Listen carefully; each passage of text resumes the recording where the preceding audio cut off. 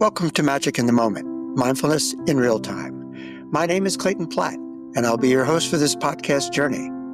Now, for many people, practicing mindfulness has very little to do with sitting on a cushion, lighting incense, or even focusing on their breath. Just paying attention to what they're doing at any moment, and doing this intentionally, can create that same magic. Our time together is intended to share how mindfulness plays out in everyday life for our guests. And our guest today is sports psychologist Dr. Mitchell Greene. But first, here's a word from our sponsor, Meditation for Leadership. This episode is sponsored by Meditation for Leadership, bringing the power of mindfulness to leaders and teams. Clear thinking, stronger connections, and better decision-making can start with just a few moments of mindful meditation. Meditation for Leadership offers live, interactive training programs that blend neuroscience and practical techniques to build resilience, emotional intelligence, and focus, so you can lead with confidence and clarity. Experience the difference mindful leadership makes. Visit meditationforleadership.org to learn more.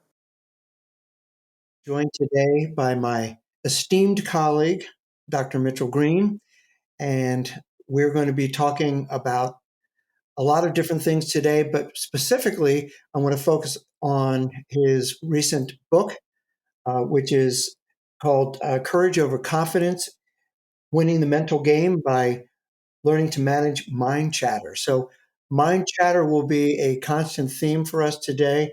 Welcome, Mitch. I'm so glad to have you with us. Thank you, Clayton. And I should tell you, I like the title. I have forgotten the title of your podcast, that Magic in the Moment. That's a good one.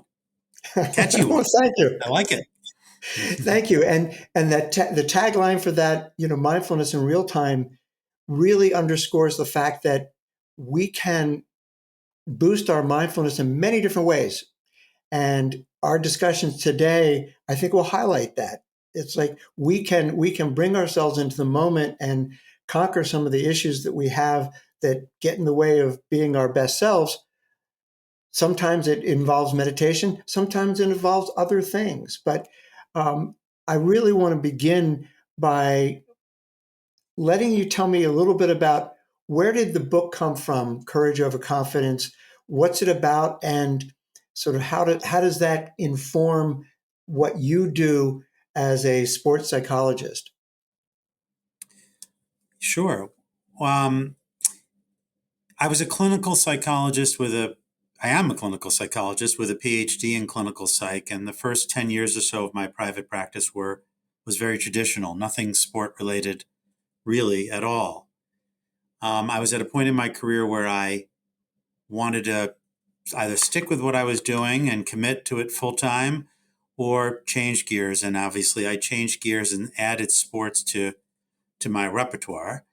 And part of the reason I added sports was I had been, even back in grad school, thinking about sports psychology before there was even really much of a field of sports psychology, because there were some players that I was following in Major League Baseball, especially, who everybody knew were having collapses on the field, mental collapses, when they were otherwise, some of the best players in the world. Chuck Knobloch especially captured my attention, being from New York. And at that point, he had joined the New York Yankees when I was in grad school. And as I know you remember, Clayton, all of a sudden couldn't accurately throw the ball from second base to first for some reason, some sort of mental block. He wound up being in the outfield after that, and then eventually was out of the league a few years later after being an all-star and an MVP. So I never forgot that. And when I had this chance to kind of decide which road to go down in my professional practice, I thought, that Knobloch question still is bugging me. How is it that somebody so good could stink so bad? And one thing has led to another. And now my whole career has sort of been about helping people figure out what that voice is that sort of sabotages all their best efforts. I've given the name mind chatter to it. And I know we'll dig in a little bit today to what mind chatter is and how I help, but that's kind of my origin story, if you will. Yeah. Boy, oh boy. And I remember us talking about that earlier. And I was living in New York at the time that Chuck Knobloch was having those issues. and the yips, I mean, the shortest throw possible in baseball from second to first, and his inability to do it accurately. And I think Steve Sachs had the same issue with the Dodgers later. Yes. So, Prior to, oh, yes. prior, okay, Mm-hmm. and you know that as a as an athlete such as I am throughout my life, boy, there have been so many times when looking back, I think that my ability to perform at a higher level really could have been supported by being able to control the monkey mind, the thoughts coming in, the doubts. Yeah, so I really applaud the work you do, and I know that the range of clients that you have really goes from middle schoolers up to Olympic and professional athletes, which is pretty cool. Yeah, I love my practice in that way. I don't get bored because I could be talking to a middle schooler or a high schooler, and then the next call or in-person appointment could be someone heading to Paris in a few weeks. And of course, the conversations are different in so many ways, but in many ways, they're coming to me for much the similar thing oftentimes, which is how do I tame the monkey mind? How do I manage the chatter? How do I deal with expectations? Um, who am I? Am I my sport? Who am I without my sport? What's really on the line? So it's a diverse practice in that way in terms of ages and ability levels. And it gives me great joy to feel like I'm making some difference with some of these people because I know how hard they work. I mean, really, everybody I talk to are competitive athletes with a kind of a capital C, and they put so much time and energy into their practice settings, their gym settings, their skill work, reviewing video, and if the mental game is what they need to kind of take them over the hump, it gives me really great pleasure to help them. Yeah, yeah. I think that again, one of the things that you and I have talked about in the past, and I think that has really brought us together, the overlapping um, sense of dealing with ego, for example, the focus on results versus at this moment what needs to be done. How can I be the most relaxed and let all the preparation that I've done flow into this moment, as opposed to having the doubts and the thoughts and the monkey mind, the mind chatter, making my body tense, uh, getting in the way of my performance. We talk, privately, and I think I want to really bring this to the fore right now. My work with mindfulness is really about capturing the ability to be present, and that's in many respects exactly what you're doing in your practice. We may come at it with slightly different ways, but the idea at the core is allowing the person, the athlete, to simply be at their best by being present and not letting all the outside obstacles, the internal dialogue that's getting in the way, create a focus on if I don't perform at my best now, the world will end. you know, Yeah, just to pick up on your this idea of being relaxed, it reminds me a lot of athletes want to compete and be relaxed, and I want them to compete and be relaxed. But the fact of the matter is, oftentimes they're not going to be relaxed, and they think that there's something wrong because they're having chattery voices in their head that are, and a body sensation, of course, as well, that is nothing at all look like relaxation. And so thoughts are coming in that says you're not relaxed. This could mean you're not ready. And just like you, in your way, I'm getting them to look at those thoughts in a be it those because those are the thoughts in the moment that are coming up for them in a non-judgmental way. I'm trying to get them, just like you, to not have to feel like they need to do anything about those thoughts. Whereas the instinct is, particularly for an athlete, is like to try to get rid of them or block them out so they could focus on other thoughts. And you and I both know that's not so easy to do. So absolutely, we are speaking the same language when we're talking to people. And I'm also trying to get them to see that those thoughts actually are okay that they're there. In fact, it makes total sense that they're there because the mind is looking to protect them from possibly getting hurt. It could be physically getting hurt, or it could be psychologically getting hurt, like their ego getting busted up, their reputation taking a hit, or feeling as though their reputation is going to take a hit, and that the mind is looking to protect us. So, if anything, we're actually going to make room for that thought rather than reject it and judge it. So, in that way, I think we're very much alike. 100%. And I think that sense of acceptance, right? Sort of acknowledging what's happening physically and mentally, knowing that that doesn't make them a bad person, it makes them human. That's part of the human experience.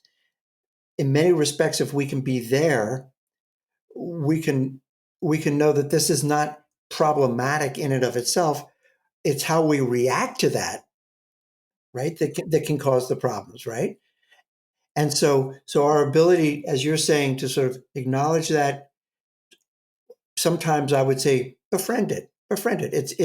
It's there. It's not there trying to screw you up. It's a friend that has taken perhaps a ill-advised approach at this moment, but it's trying to help you. It's trying to keep you out of trouble. So instead of wasting the energy on trying to tamp it down and push it away, accept it, acknowledge it, and also recognize that the physical manifestation of that, the nerves or whatever, is just telling you care. Yeah, what makes it particularly confusing for athletes is first of all, they perform at a much less of a rate than they do practice, generally speaking. You could practice 90% of the time and actually compete 10% of the time. It depends, of course, on your sport and your age and other things. But you're practicing much more than you are competing. And in practice, most of the time, although this could depend as well, you're not having as many chattery thoughts and doubts. And because there's really not much at stake, generally speaking. Can things be at stake in practice? 100%. So when they get to a tournament and all of a sudden there's a flood of second guessing and negative thoughts that show up, they really can be caught off guard, and that's a big part of the work that I do. They're thinking something is wrong with them. So that's particularly for the athletes. It is confusing in that way because I feel so confident in practice. I play my best in practice. I'm willing to swing away in practice. But in the game, there's a voice saying, what if you swing and miss? What if you strike out? What if the coach then pulls you out of the game? What if people laugh at you? What if your average goes down? What if you miss a college recruitment? What if your parents get mad? And on and on. And so that's why it is sort of like teaching a new language to them, a new whole language to them that they otherwise don't know. And I see myself as a teacher or as an educator as much as a clinician. So I want to dig down into that a little bit. What are some of the teachings that you share? What are some of the techniques and tools that you might offer an athlete of whatever age, whether it's a young athlete or an Olympic athlete? Well, there's a number of things. First of all, that we don't have as much control over our thoughts as we think we do or wish we did. That they are not their thoughts, or as I might say, that they are not their chatter. I think one of the big takeaways from the work I do with athletes is that they come to see that there's a them, so to speak, and they're the ones who sign up for the tournament. They're the ones who get up early to go for the long run. They're the ones who hit the weight room late at night to get their session in. But there's also another voice that shows up that is the voice that's looking to protect them, as I said, from possible harm, the one that wants to keep them safe, the one that would rather them just stay in bed than go to that event on that Saturday morning because it's afraid that they might, again, be risking it all. And so teaching them that they are not their chatter, that they don't have much as control as they think they do, are probably some of the biggest pieces. And then that leads into developing basically a whole new strategy for them to approach the tournament, which has them anticipating and planning for the fact that that voice is going to show up, versus the complete opposite approach, which is I pray to God I don't have those thoughts again, and I pray to God that I'll feel just like I did during the week.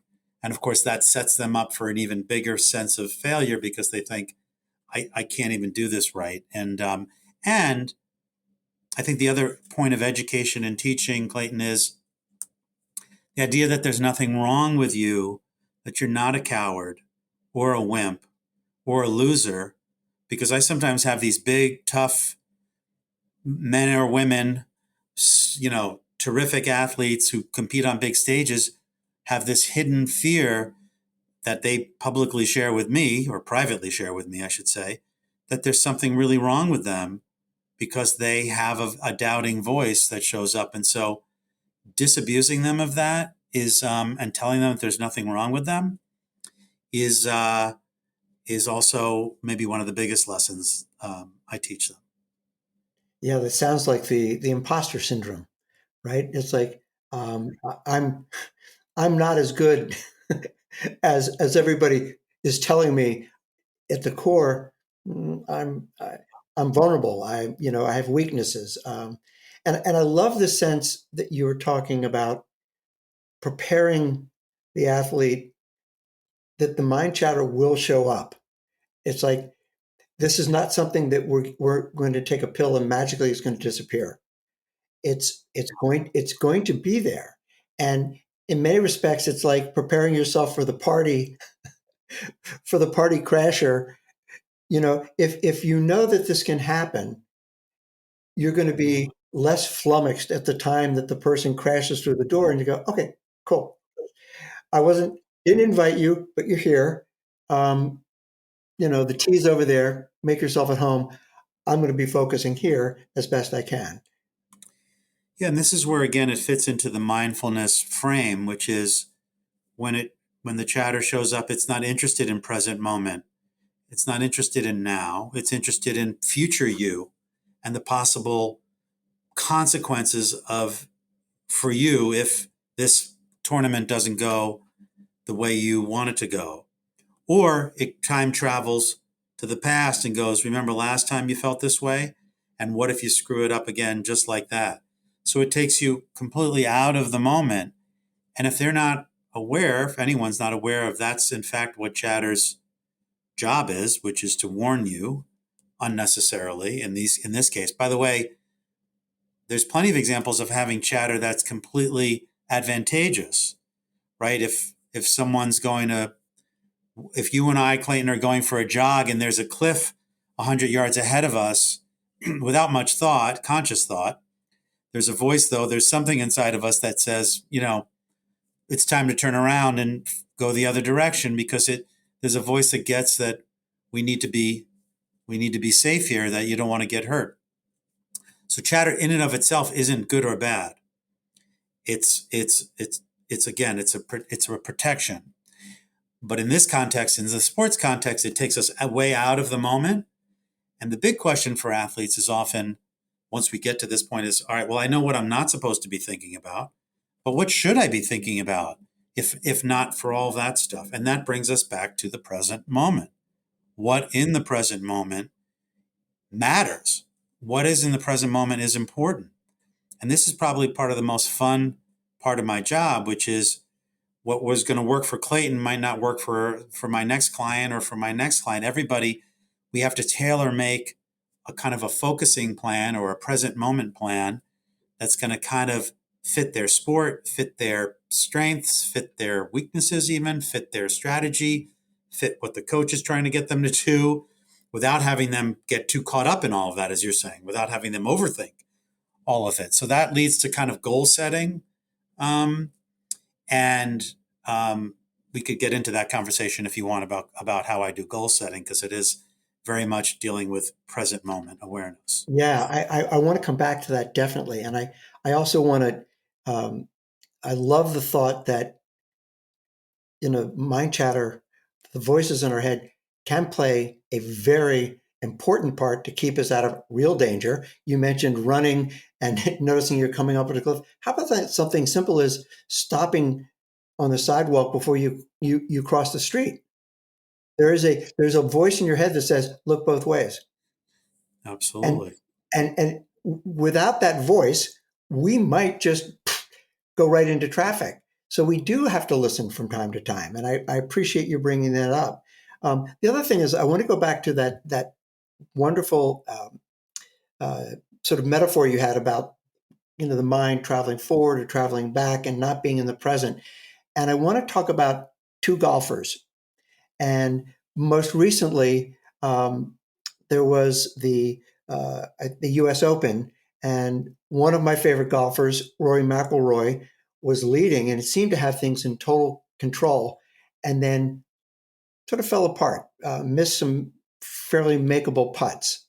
And I'm wondering, we don't know what was going on in his mind, but if you had to guess, how would that play into that scenario of the mind not being present at that time?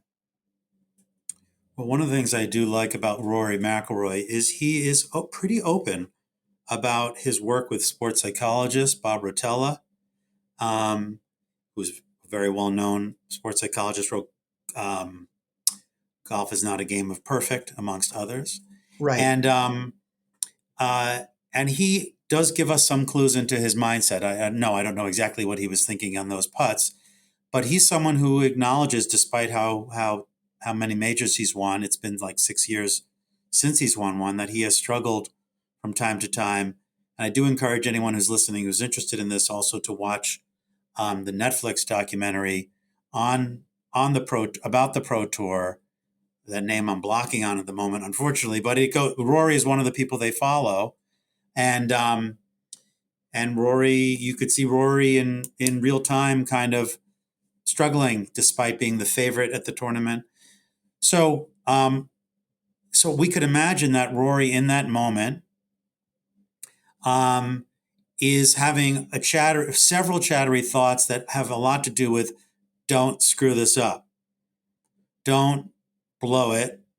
You've got it, just don't screw it up. And it's possible that those thoughts, mentally and within his body, had him super tight. And I mean, I think a big interesting thing to me is not just being mentally tight, but his shoulders being tight, his chest being tight, him not breathing, and kind of finding his breath, his buttocks being tight, his legs being tight. And all it takes is just an inch or two being off for that putt to sail left or right. And so we would want Rory, as he walks up to those putts. Now, I don't know how much he was or wasn't, to be conscious of his breath. I would be talking to him about his breath, because that is something, as you know better than me, is something in the moment that he can focus on. I would want him to get the sort of colossal joke of it all, that here he is having shown how talented he is, and there's still that stinking voice that's going to tell him how much he could suck if he blows it. I mean, chatter always shows up at the perfectly worst time. And if I could inject some humor, I'd have him inject some humor in that moment. That can loosen somebody up as well. Interestingly, Bob Rotella shared that he's just trying to get Rory, or Rory shared that Bob Rotella is trying to get him just to have more fun out there. And it's sort of a corny word, that like, how much fun is it to be on the 18th with all that pressure? But there could be again, you could kind of have some way of kind of breaking the tension by acknowledging, like, boy, even after all that I've shown here today, there's still a voice that's telling me, what if you suck and blow this? And then the last thing I would say about focusing is, and of course, I don't know what Rory was doing or not doing, but I have found with my golfers, having a couple of small cues, present moment, in the moment cues can help, because when we get tense and tight, we often tend to make the same mistakes. For example, of course, I'm making this up. Rory doesn't bring his club back far enough, or he doesn't follow through. Those are, when we're tight, we are literally more like this than like this. And so we would want him to have something in the moment where he would emphasize the length of his stroke, for example, if that in fact is something. So that gives you a little bit of a feel of how I would be thinking about things for Rory. Yeah, yeah. Well, I love the sense of injecting fun or humor, maybe gratitude, right? And Yeah, I was thinking about that. Would it be possible for someone walking up on the 18th green on the final day of a majors and the crowd to take that thought that says, how many human beings have this experience? How yeah, freaking lucky am I that I'm, yeah. it's like, and so, yeah, maybe that leads into, but at that moment, just saying, you know what? I'm blessed. I'm blessed, you know? And yeah, and for some that could help. For some, they could find that. I think that's what's interesting, because some people I could suggest that and they would go, wow, that's really great. It really sort of takes me out of the fear of the moment and makes me appreciate. And others would not find that helpful. I mean, that's the Exactly. art of this. It's more art than science, Yeah. which is, we do sometimes get people to look up at the trees. Look up at the trees, because sometimes you don't really even notice where you are. Smell the smells, smell the pines, smell the grass. We have sometimes people, and you see athletes do this, baseball players and golfers, they'll pick up the grass. Sometimes they'll stick it in their mouth. Taste the grass, like get into your senses that are in the moment to kind of ground you in the moment, where otherwise you're already thinking about whether you're going to be carrying the trophy or not, or walking off in tears. Yeah, I love that sense foraging. That's something that I'm actually doing some real exploration on, and want to bring that into my practice, which is just as you described. What do you see? What do you feel? What do you taste? Because in if you are actually sensing those things, you cannot be anywhere else but in the present moment. So that's brilliant. Um, the other thing you talked about the cues. One of the things that I did read about. One of Rory's coaches was that he was noticing he approached his putts differently than he normally would. So, one of the things that I've become more and more aware of with pro athletes, and actually not even just pro, but athletes in general who've had solid coaching, and that could be, athletic coaching, and it could be, help from a psychological standpoint, is creating a routine. So I'm watching tennis and I'm watching Novak Djokovic bounced the ball sometimes I think 12 or 13 times, but he's bounce, bounce, bounce, bounce, bounce, bounce. And I'm thinking, this is his routine. One of the things that it keeps him in the present, it also is driving his opponent crazy. But when we see basketball players come to the line and do the same thing every single time they approach that, and what I'm feeling from that, and you can lend your expertise to this, is that if I'm approaching this the same way every time, I'm now getting into a routine that is something that is comfortable for me.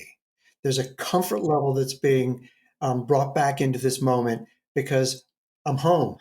This is what I do when I come. I do this. I bounce the ball, whatever it could be, and knowing that if I do this, it doesn't guarantee the shot will go in, but Right. what it does, it brings me home to this moment, and Yeah. my focus is on this and not this. Yeah, I think routines and rituals are extremely important for athletes, especially athletes like that play sports, for like example, like tennis, where there's so much stopping of action and starting and stopping of action. Where runners, for example, who are running the 2 mile, you're not stopping in between to.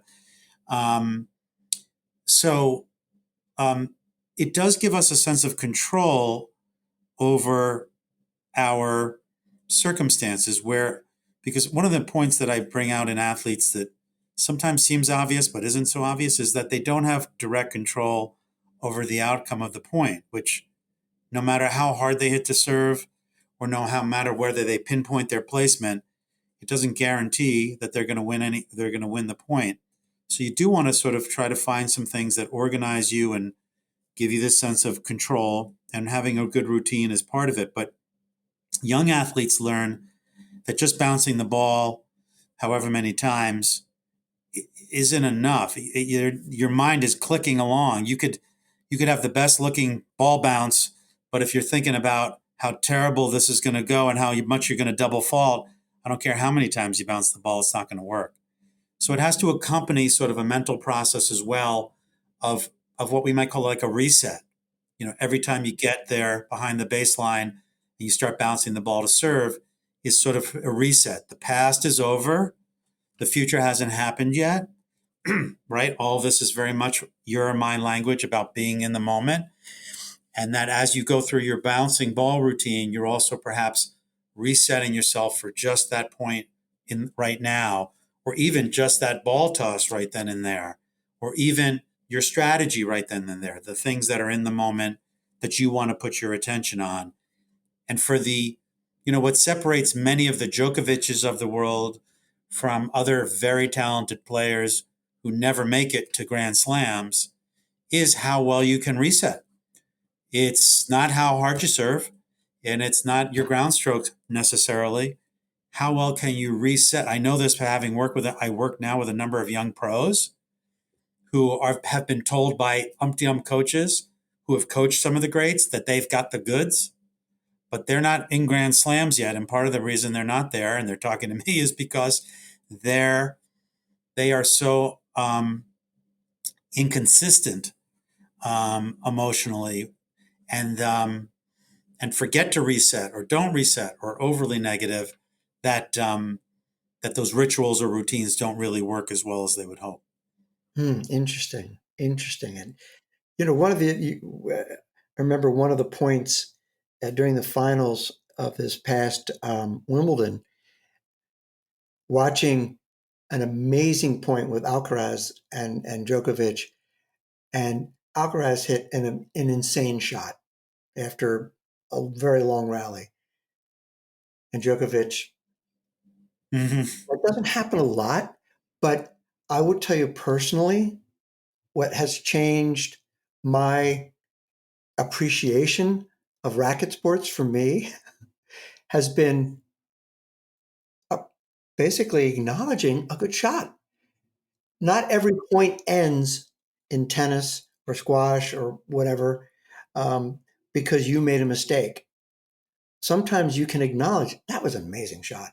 And my feeling about that is that what happens internally, instead of the negative, either the negative that, Jesus, how did he do that? Or the negative, how could I allow that to happen? The appreciation of that is a positive and creates internally a positive response. And that's one of the things that you and I have talked about in the past is, even in the face of difficulty, how can we reset, as you said, and get our minds onto a positive framework? And that's not, when I talk about that, I'm not talking about Pollyanna. I'm not talking about, Stuart Smalley looking in the mirror and saying, and gosh, I'm good enough, right? I'm talking about actually visualizing from a positive standpoint what the next, what the process is allowing me to do. Because that, again, I used the word relaxed, and you said you can't always be relaxed, and that I concur completely with that. But not having the tenseness get in the way of our Yeah. ability to perform, right? Yeah. And so the Yeah. positive puts us in a framework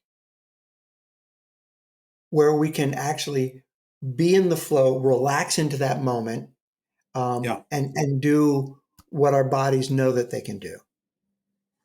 Yeah. I say to people, the way I think about chatter is it's like maybe that top 20% of like extra nervousness that I'm trying to get managed, you'll still flat out be nervous, regular nervous, but then that gives you the chance to get into the flow of the match, as you said, and into the flow of the game. And where if you just stay at that high level with chatter sort of hanging around, you don't get to that place to experience all that you're capable of. And and that's usually, when people come talking with me. Just as an aside, I love it when people like Djokovic, he's at the point where he's humble. He's at that maturity level now where he gets that he's not the only game in town, and that he's surrounded by other talented players like a young Alcaraz, and can clap for them. He respects that, like, on any given day. Reminds me of Derek Jeter. Used to, so humble. He was like, the hardest thing in the world is to hit a baseball. Like, he went up with such humbleness that the idea that, like, anything could happen here, and I'm not bigger than the moment. I'm not better than anyone else. I'm just trying to. And the way Jeter would talk about sort of being in the moment, to me, I just always admired, because he wasn't looking to, like, dominate. He was looking to just sort of settle in. Yeah. Yeah, that's a great example. And I always liked, it's hard not to like Derek Jeter. um, I Yeah, mean, he I didn't just talk much. He didn't talk much crap, and he just showed everything right out on the field. I think that's, especially being in the New York market, where you could get caught up in saying too much, and before you know it, and he showed up in the biggest moments. I mean, he is hard not to admire. He right, really is. right, Yeah. exactly right. Um, one of the things that you and I talked about, in fact, you showed me in your office, the inner game of tennis, which was one of the books that was given to me uh, back at a time when I really needed to work on my inner game. Um, and one of the things that I remember about that, and I so appreciate, was Tim Galway talking about teaching and just throwing the ball and just hit, not even telling someone how to swing, but just throwing the ball and just hit the ball, hit the ball, hit the ball, and realizing that the body will often pick up the right technique simply, in that moment, if the mind isn't getting in the way. And to me, there's so much there about just allowing yourself to do what what you've practiced, what you've prepared for, whether that's in sports or whether it's in the courtroom, or making a presentation.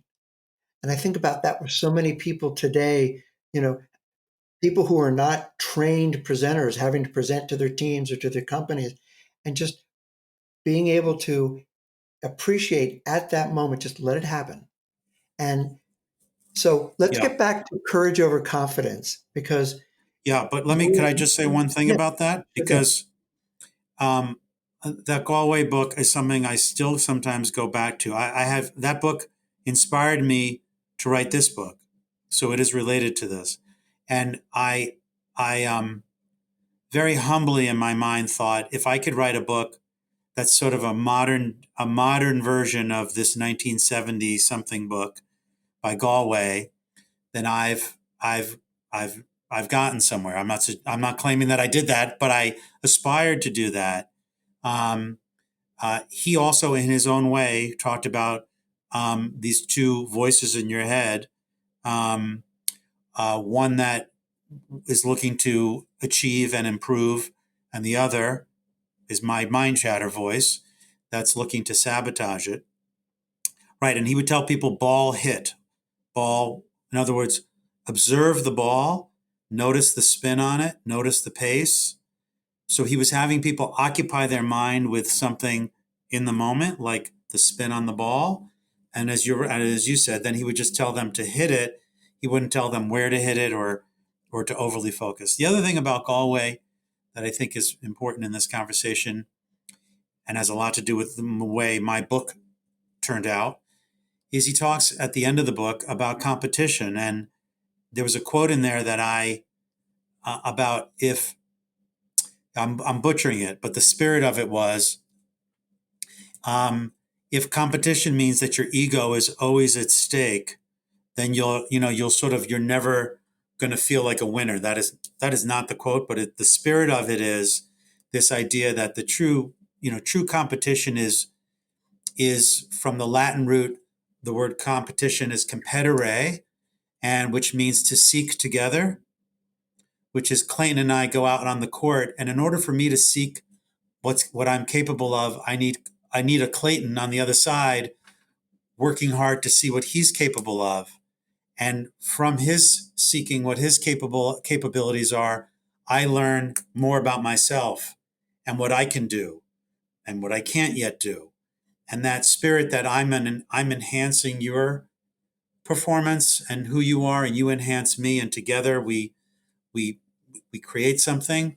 Um, a lot of that comes from Galway, and influences everything that I do now in my work, and has a lot to do with the book. So when you segue to the book, I want to give my props to Galway for his inspiration.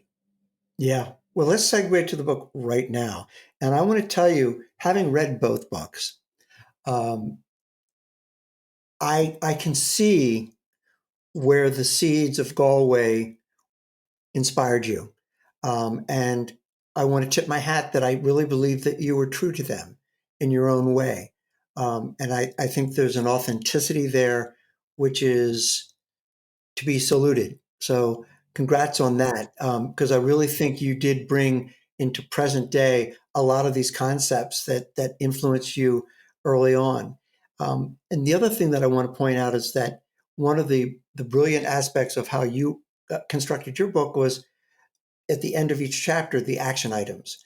So let's let's turn it back over to you in terms of, so what did you want to accomplish with this, and how are some of the ways that you find the themes of this playing out for the people that you work with and for people who can read the book in the future?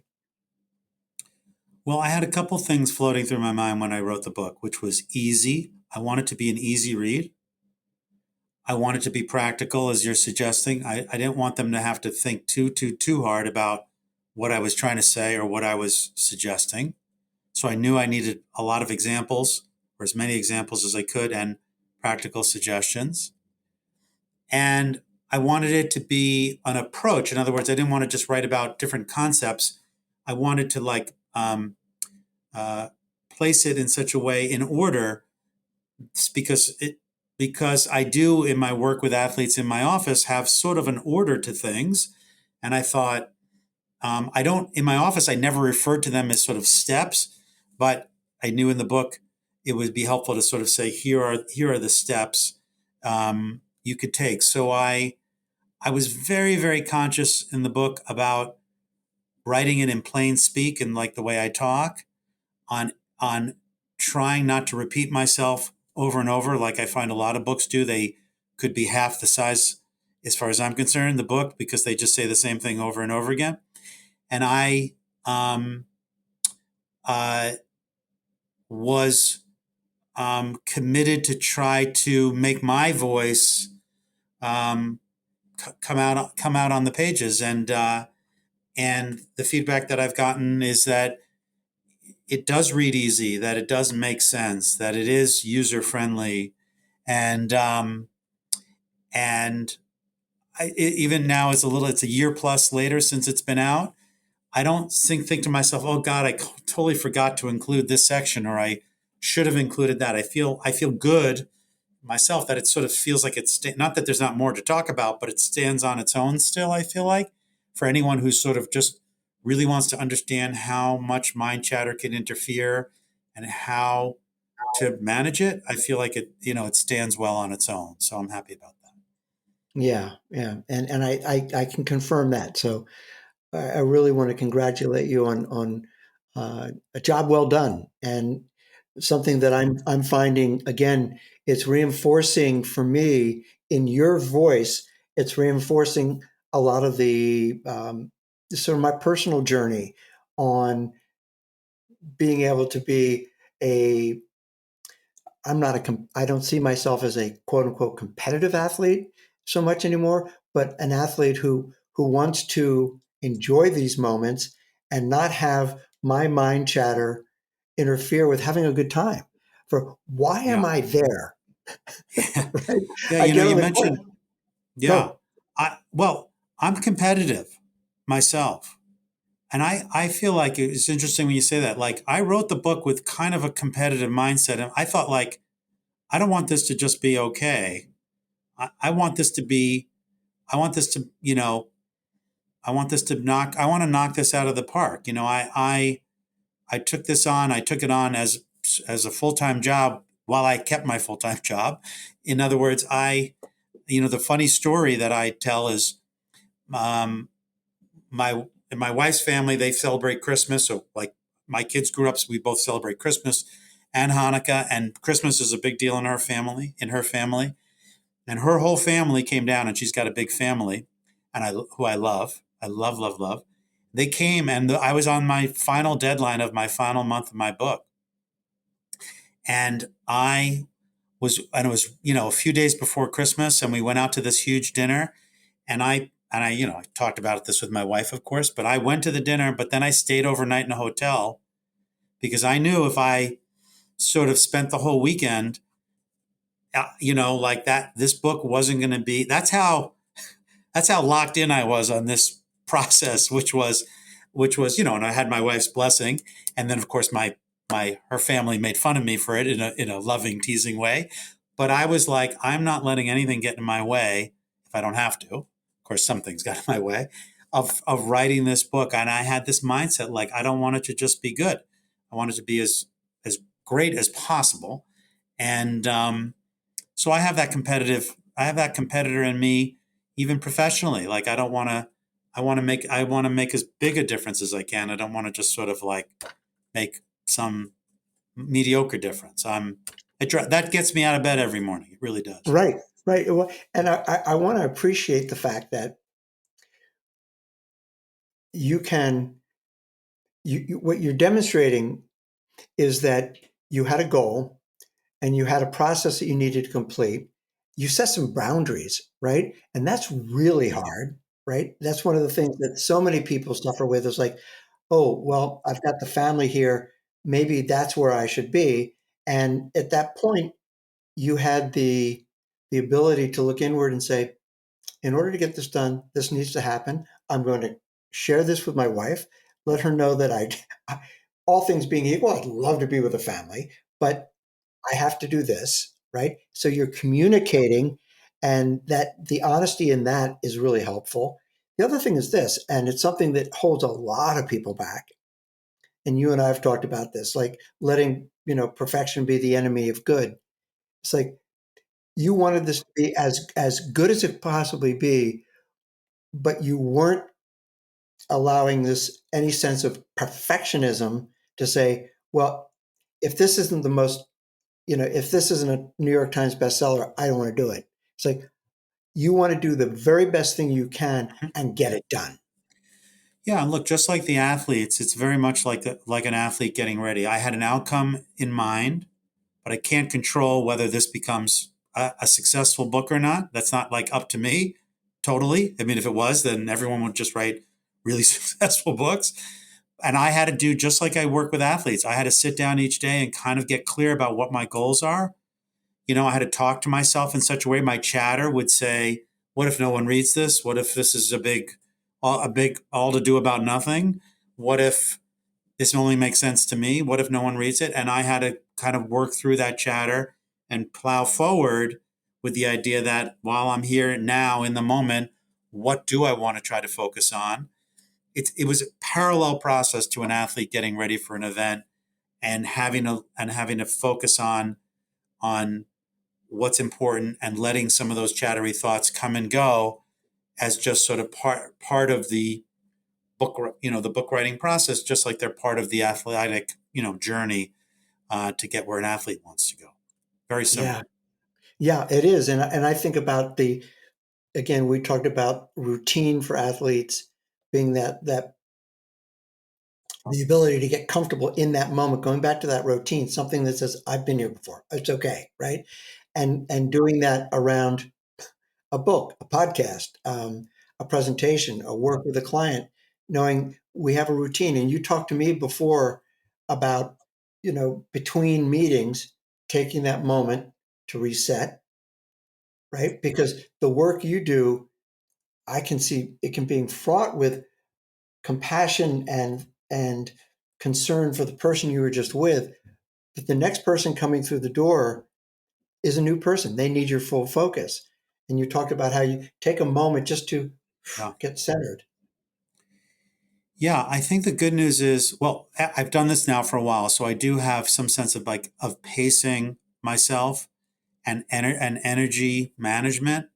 Um, and I think I mentioned to you this once before, but I actually find the sessions I'm most um, mindful, if you will. I'm most in the moment with a client. In fact, it's harder to be mindful when I'm not with a client because there's so many things I could be doing. I could be working on the book. I could be answering emails. I could be doing a million things. So I actually found being with clients helpful. Not that they're not challenging in their own right, and not that I always know what to do, or not that, but um, but for me, I guess I found myself in the right profession. I find that actually invigorating and reconnects me because I could sit down in my chair, and I sometimes consciously say this to myself, like to just, it's just me and them, right? It's just us now. And, and what do they have for me? And what do I have for them today? And be curious about it. And that, so thankfully my sessions enliven me rather than, generally speaking, than sort of sucking the energy out of me. And that has to do with experience. That has to do with pacing. That has to do with how many clients I see. I mean, I've learned over the years, I would not say that was always true for me.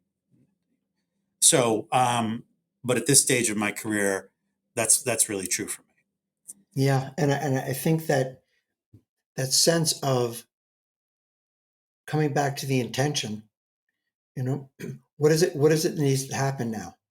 And I think, again, to me, this is a great example of mindfulness in real time, right? For me, what I might do is I might close my eyes. And I do, for example, before I go into a presentation, before I'm doing a one-on-one mentoring with a mindfulness client, before I do my Friday morning mindfulness sessions, I take that moment just to say, why am I here? What's my intention for this moment? What's my role?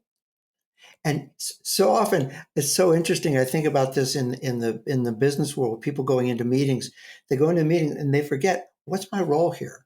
Yeah, that's a good point. I think that's what I don't necessarily close my eyes, but I do get clear and take it seriously that people are going out of their way in their lives to show up, to see me, to and to share things that are very private oftentimes. And I take that like that this is why they're here, and this is what I'm here to do, and whatever else can wait. And so I do get clear about my purpose, if you will, or my role, um, and have my own ways of being mindful in real time. Absolutely.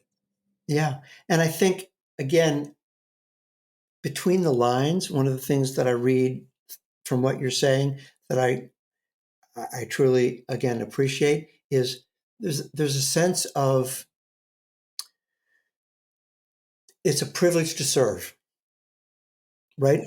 And and our ability, and I think this gets back to then for the athlete in the same way, it's a privilege to have this opportunity. It's like this is this is an opportunity that not everybody gets. Um, Again, even if you're young, it's like not everybody has this opportunity, and it's something I like. I'm doing this because it's something I enjoy. It's something that's fulfilling, right? And being able to set that intention and take the moment to say, okay, this is where my focus is. It's here because Yeah. this matters to me. Yeah, the other thing that I just, along the lines of the athletes, that I remind them of about yes, the fact that this is what they wanted. Like I will sometimes say to an athlete, if I told you 6 months ago that you'd be winding up like in a national championship game, you would have been like, sign me up right now. Like, I'm in. Now that we're here, you're starting to kind of question it all. So I will remind them, just like you're saying, of this happens to be what they wanted and have worked so hard to achieve. And then I also remind them of this, which is, that they may not, I eventually try to get to this place. I'll do it in a short way with us, but I want them to appreciate that they actually signed up that they want a challenge.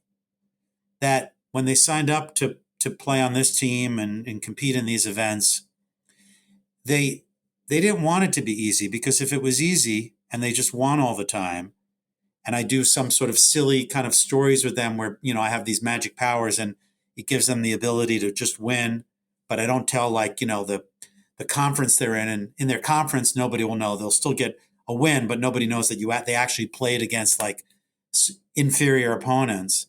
I'm like, if I could set that up for you and you could just win and be the champion, but you didn't have to play against all these hard people, which means that you didn't have all that chatter.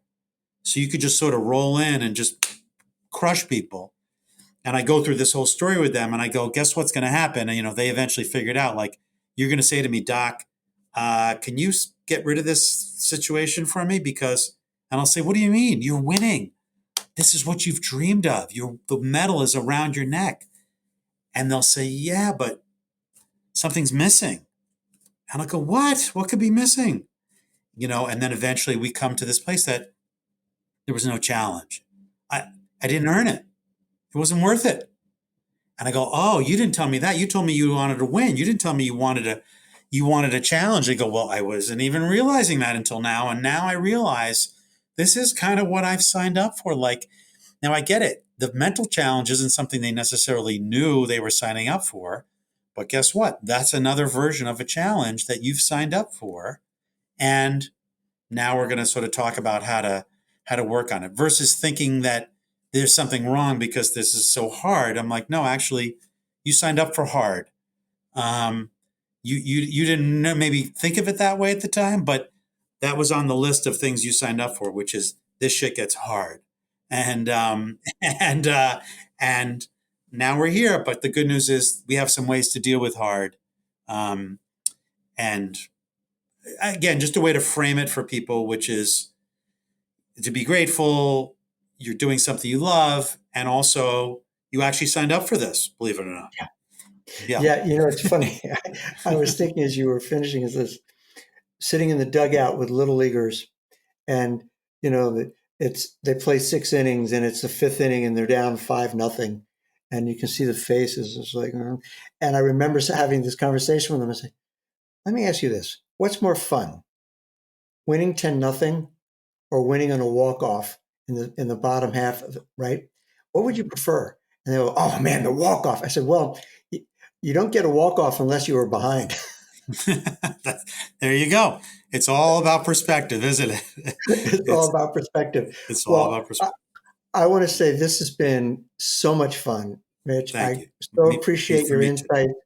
Thank you for sharing some of the motivations and what went into making the book. I loved actually going in the direction of some of the practical aspects of writing it over the holidays.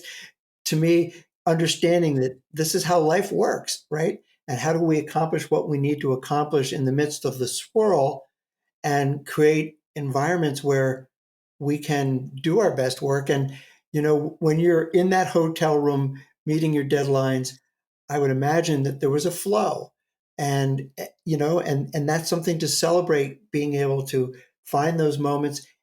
They happen in many different ways. Our ability to be aware of them, I think, is huge. Be aware of what got us into that spot is huge.